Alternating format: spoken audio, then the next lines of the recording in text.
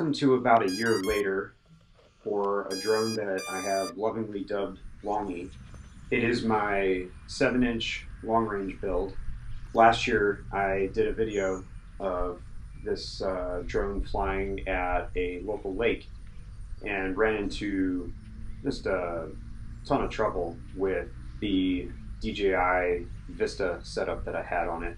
Because of how the DJI system performed at the time, I removed it from my entire fleet and went with HDZero, which has been a process in itself. HDZero has its own set of problems, namely the fact that the Freestyle V1 transmitter that I had on almost all of my fleet is just super noisy when it comes to RF, and it conflicts with the GPS data. So you can't have a GPS chip anywhere near it, at least on my rigs. I know that there are people out there that are successful with putting the GPS right next to the Freestyle VTX, but I'm not one of them.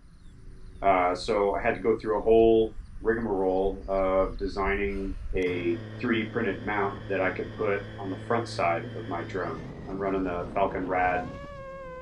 Falcon7 Frame, so I have the GPS on a stand that goes between the GoPro mount and the battery pad on the front. It is a very janky kind of build. I am not a 3D print designer by any stretch of the means, and the mast itself doesn't get high enough to clear the battery. I also can't figure out for the life of me how to get the compass to work correctly, so I have to shut that off, which is kind of a bummer. This first time out is the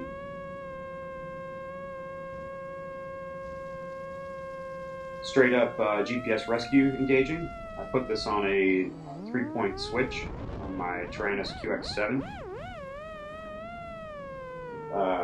Angle mode gets engaged for 2/3 of the switch, and the final switch point gets put to GPS rescue.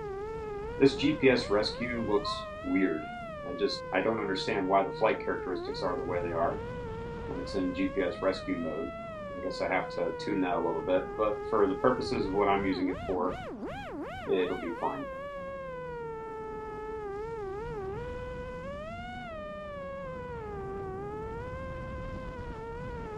After a successful test with GPS rescue, I decided to land it and check the motor temps. It's been super hot where I live, and tuning a quad in super heat is challenging, I'll say.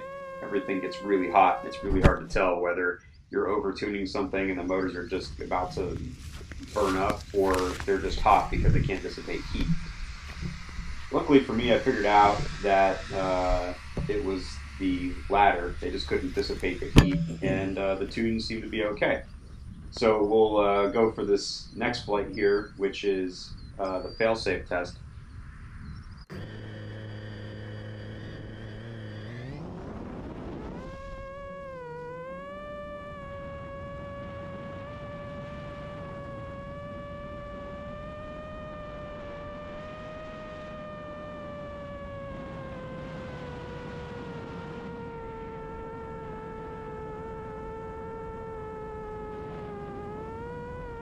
This one was a little strange.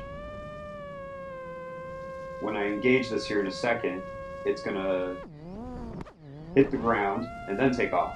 And I think what's going on here is I decided that I would go with lithium ion battery packs, and I have an 8,000 milliamp battery on there now instead of the 4,000s that I used to run. And I'm not gonna lie, it turned the quad fairly heavy, so I'm pretty sure that the drop itself when failsafe is engaged is more just from the weight of the drone itself. So I guess it's just something to be aware of. If I ever failsafe on the top of a mountain somewhere, there is a chance that it'll crash and never come back. Let's hope that never happens. I've not had fail-safes on top of mountains. I have had loss of VTX transmission from the DJI Vista stuff. But let's just hope that doesn't happen. And after a successful failsafe test, all that's left for me to do is run a full battery, get a milliamp count on it, and do the Betaflight formula to make the milliamp hour counter accurate. So we'll just put some music up here and let the rest of the flight go, and thanks for watching. See you next time.